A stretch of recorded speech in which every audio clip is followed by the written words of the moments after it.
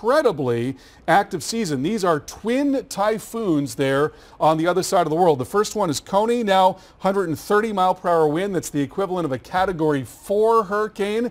It looks like Taiwan could be hit again. Of course, they were hit very hard by Sao de Lor, and this one is probably going to approach from the south and may either move right over Taiwan or maybe a little farther east.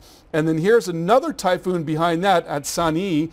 Winds of 120 miles per hour, Category 3 equivalent. This one is going to move northwest. It could become a super typhoon and could eventually take aim on Japan. Area of responsibility bilang isang super typhoon, ayon yan sa The Weather Company, ang bagyong may international name na Goni.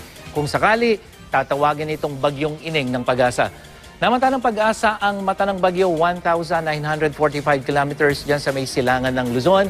At may lakas na ito ng hangin na umaabot sa 170 kilometers per hour malapit sa gitna at bugsong 205 kilometers per hour.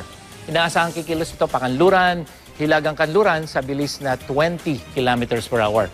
At sa track ng The Weather Company ay tutumbukin po ng bagyong tawagin na nating Ining ang extreme northern Luzon at makikita sa area of uncertainty na posible na tumama ito sa ilang bahagi ng northern Luzon. Araw po yan ng Biyernes. Kaya sa araw na yan, asahan ng masungit na panahon doon sa mga lugar na malapit dyan, malakas na pag-ulan at malakas na bugso ng hangin. Palalakasin din ng bagyo ang hanging habagat na magpapaulan naman dyan sa buong Visayas kasama na ang Southern Luzon simula araw ng Huwebes. Ang typhoon at San'e naman na nasa may Pacific Ocean din, hindi ito inaasahan na papasok ng PAR at kikilos naman patungo ng Japan. Bukas ang hapon,